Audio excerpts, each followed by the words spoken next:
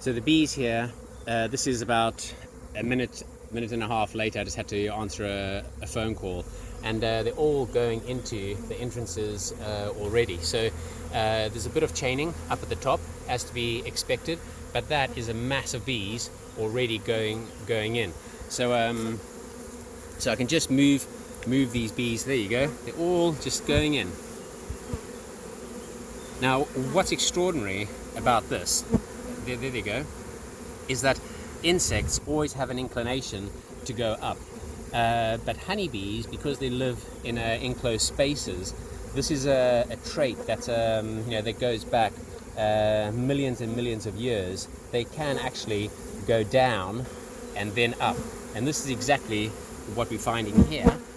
Look at them; they're all just going in. So that is really pleasing to see, and I can just move these bees down.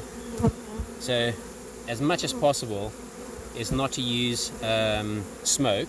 The bees are already agitated in terms of being in swarm mode, so we just really want to be nice and gentle with them and just let them do their own thing.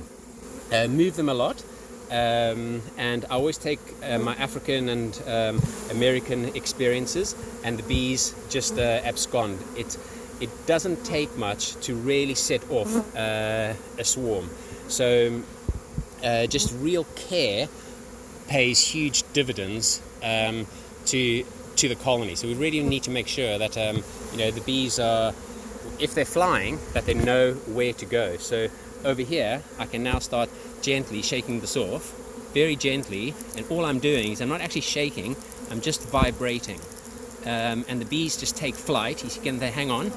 And so what we want are the bees to take flight as close as possible to the entrance. There you go, all going into the entrances. So when I get to a good concentration of bees in the colony, I can then shake this out, but I don't shake it out by the hive. I shake it out about 2 or 3 meters from the hive, so they can fly back, and they're getting the pheromone enhanced from that area. So I'm going to shake it off now. Okay. So there we go. So now they are flying in the air and aggregating on the colony. And they're bringing back pollen already, so they're already foraging in the area. So there's good orientation here already.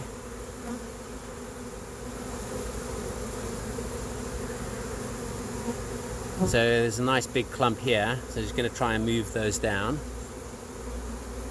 And if you get the top bees, okay, you can see the line. If you get the top bees, okay, then the others are hanging onto the bees. They're not actually hanging onto the side. So that's a really good way. You can see that they just fall. So they are dependent on the bees above. So they're not actually attached, the ones below. So you always work along the top, and the rest come down. Always work along the top. You just see them all come down. You leave a line behind. There you go. The top ones, you find the ones which are hanging off, and you just move them in. So they're all going in there.